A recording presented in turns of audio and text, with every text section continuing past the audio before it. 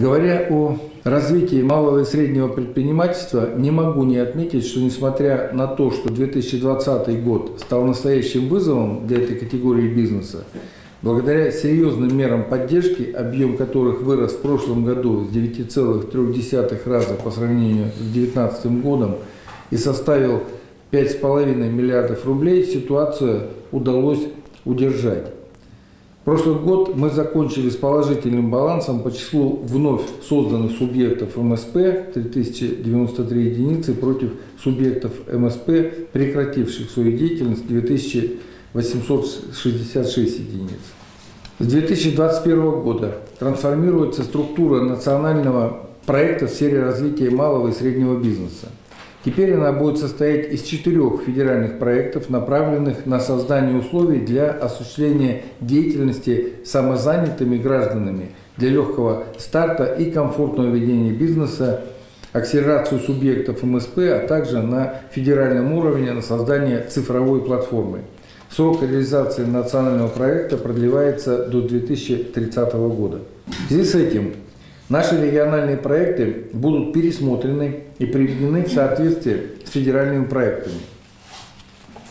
Среди новых мероприятий по развитию и поддержке МСП будут следующие. Снижение ставок по федеральной программе льготного кредитования. Сегодня уже она снижена до 7%. Создание совместно с Российским экспортным центром комплексной программы поддержки экспорта. Поддержка самозанятых граждан, в том числе посредством нового режима налогообложения и путем предоставления информационной, конституционной, образовательной, имущественной и льготно-кредитной гарантийной поддержки. И в качестве еще одного нового направления планируется поддержка по выдаче грантов в виде субсидий социальным предпринимателям Республики Коми на реализацию новых социальных проектов. Проект федерального порядка выдачи в стадии разработки и ждем его в первом квартале 2021 года. 5 февраля этого года правительством Республики Коми обратилось в Федеральную корпорацию развития малого и среднего предпринимательства с предложением рассмотреть меры поддержки субъектов МСП, зарегистрированным в районах Крайнего Севера и приравненных к ним местностях, в виде закрепления за ними не менее 3% совокупного годового стоимостного объема закупок, осуществляемых госкорпорациями в рамках 223 федерального закона. Рассчитываю, что принятие в 2020 году, принятые в 2020 году меры и направления развития МСП, планируемые к реализации с 2021 года, позволят большинству предпринимателей республики сохранить свой бизнес, деловых партнеров в сегодняшних непростых условиях. Следовательно, все рабочие места и кооперационные цепочки. Ключевыми звеньями в системе поддержки бизнеса остаются региональные институты развития Центр «Мой бизнес», МФЦ, организации кредитно-гарантийной и лизинговой поддержки МСП.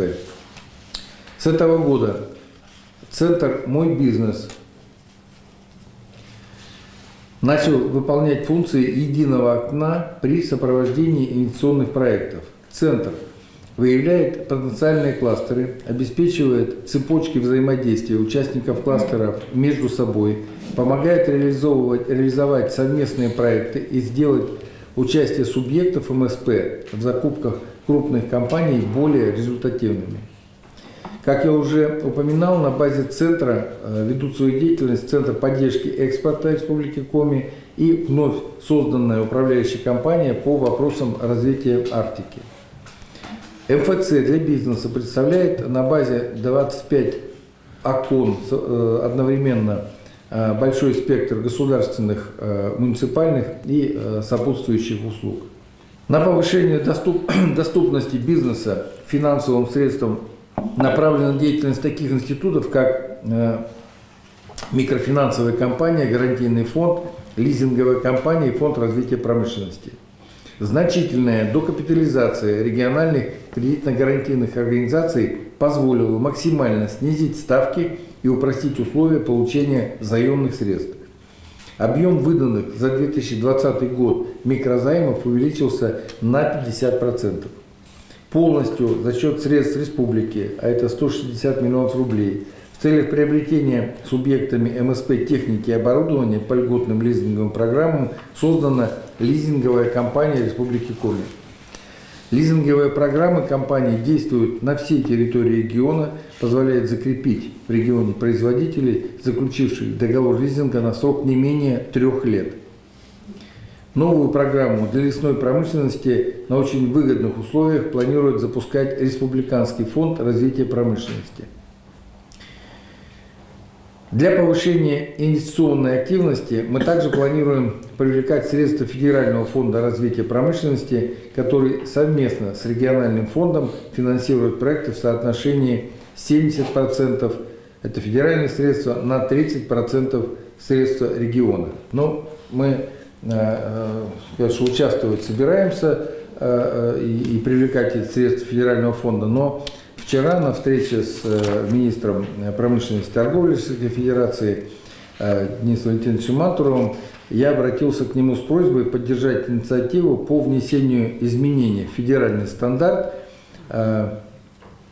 фонда именно для Республики Коми в части дополнительной поддержки республики как геостратегического региона, а именно изменить уровень софинансирования по совместным займам с ФРП в соотношении не 70/30, а 90/10. Соответственно, 90 федеральные средства, 10% региональных, республиканских. По нашим расчетам, изменение уровня софинансирования, да, и у нас, не у нас, вернее, а в феврале уже будет наблюдательный совет в Минпромторге России, где этот вопрос будет вынесен, но мы будем его мониторить, сопровождать. Я думаю, что все-таки вчерашний разговор с министром, где не было отрицания вот этого нового подхода к финансированию, я думаю, что софинансированию, я думаю, что мы будем эту тему отстаивать. По нашим расчетам, изменение уровня софинансирования для геостратегических регионов позволит увеличить объем средств для оказания поддержки промышленным предприятиям с 666 миллионов рублей до 2 миллиардов рублей. Это будет важной мерой, направленной на выполнение задач развития, в том числе арктической зоны в Республике Коми.